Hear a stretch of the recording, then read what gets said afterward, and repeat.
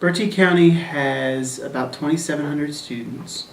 We have 4 elementary schools, a middle school, and then we have a comprehensive high school, a STEM school, and an early college, so 3 high schools.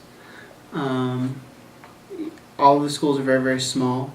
The 3 high schools, the largest one's about 500 students, and then the other 2 are right around 200 students. It's a very, very spread out district. The county itself is about 725 square miles, and from one school, from the school on the furthest west to the school on the furthest east is about 57 miles. So the district is very, very spread out. It's very, very rural. It's got one of the lowest population densities in the state. It's very, very poor. About 92% of our students qualify for free and reduced lunch. And we have, most of our buildings, most of our technology infrastructure is relatively old. Most of our buildings are 30 to 40 years old. Our technology infrastructure is about 7 or 8 years old. I saw it as a good opportunity, first of all, to grow and to learn things about how to do this. About how to do this job coming in as a relatively new CTO, coming in and doing the job better, and bringing things back to my district that were new, that were innovative, that would be good for the district. Also, a former supervisor of mine in the previous district that I worked went through the program and could not say enough good things about it. So that was one of the things he told me when I left, was if I had the opportunity, and that this was a program that I absolutely had to do. The discussions we've had about the law have been invaluable. Those legal discussions, because it's so easy to break the law, first of all, but then also it's easy to get confused about what laws apply to what and how this all works together, and what the law, especially because the law hasn't caught up to the technology yet, how to best apply that. The financing, the project management has been great, but really the best part of the conference, of the course, honestly, is talking with everybody at the workshops and talking to the different people from the different districts and sharing ideas, and that is just as valuable as the work that we're going through at the class. Every school district, whether you're, Hyde County with 700 students or Wake County with 150,000 students, we're all dealing with some of the same issues and some of the same problems. The scale may be different, the stage is a little bit different, but every district in the state is dealing with the same issues, and that kind of unstructured time to come together, to talk, to say, hey, we're all doing this. How are you handling it? How are you attacking this particular problem? That is not something that we get to do very often, and to be able to do it here is wonderful. With respect to connectivity, we are looking at increasing the number of computers in our classrooms. We're looking at doing bring your own device. We're looking at one-to-one, and then we are upping the number of computers in our classrooms to 5. And we've decided that we're going to put laptops in the classrooms instead of desktops. Obviously, the connectivity is important to that, because these computers need internet access, because we're basically going back to the dumb terminal days where the device in front of you is just a window to a big network. So that is our intention with these computers, and bring your own device and one-to-one and everything, is that the computers we buy are just, internet access appliances and aren't really doing anything locally. Now, the CecTO class has given me a lot to think about with that, with respect to the bring your own device and the policies and that discussion we had yesterday about making those kinds of decisions. But then also we're engaged right now in a board policy review, and through the North Carolina School Boards Association.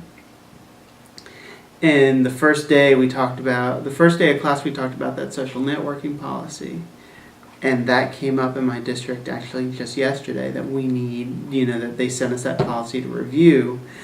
And now I know, well, okay, maybe we need to avoid this particular language because it may cause us some trouble down the road, and here's why, and here's what we can do instead.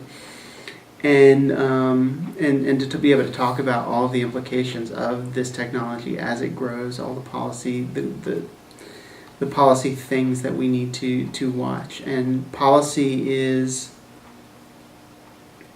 a very important part of my job, but it's also the part that I kind of think about the least, because it's kind of there and you just follow it.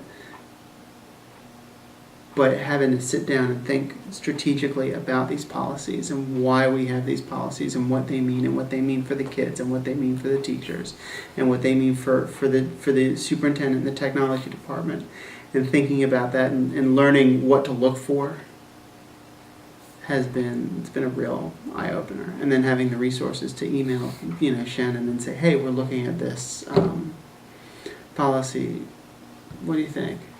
Those informal discussions, I mean, I know that everybody in the room has a very unique background.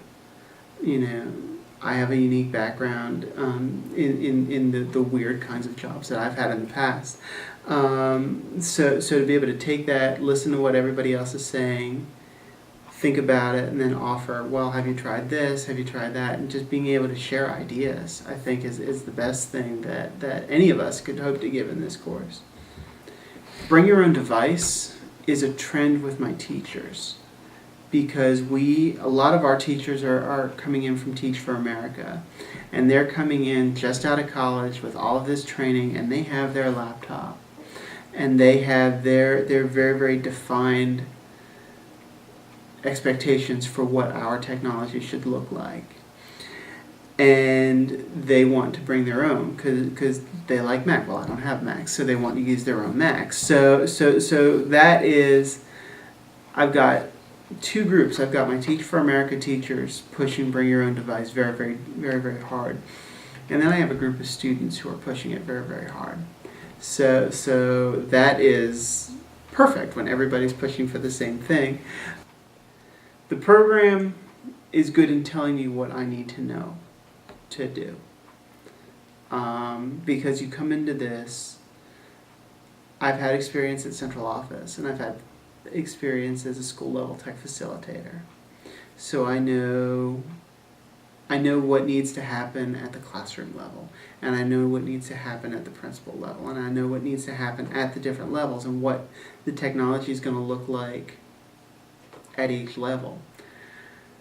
What this is helping me is, what does a tech program look like? What does technology look like? Not what is technology for a teacher and for a principal and for a director and for a student. What is technology? And looking at things as a whole program, and not as, well, this is what I know my kids needed when I was in the classroom, and this is what I know I needed when I was a teacher, and this is what I know I gave to my teachers when I was a tech facilitator. But how does that all come together and work? So when everybody is sharing this vision, we have gotten to a point in a year where we have a projector in every classroom and a laptop on every teacher's desk, and we're looking now at putting laptops in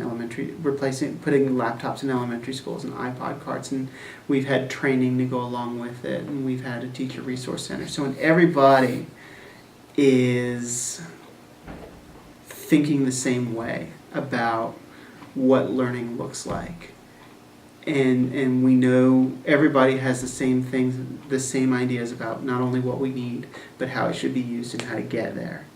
And when we're all working as a team, like we have this past year, you can do some awesome stuff. You can do some really, really good stuff in a school district.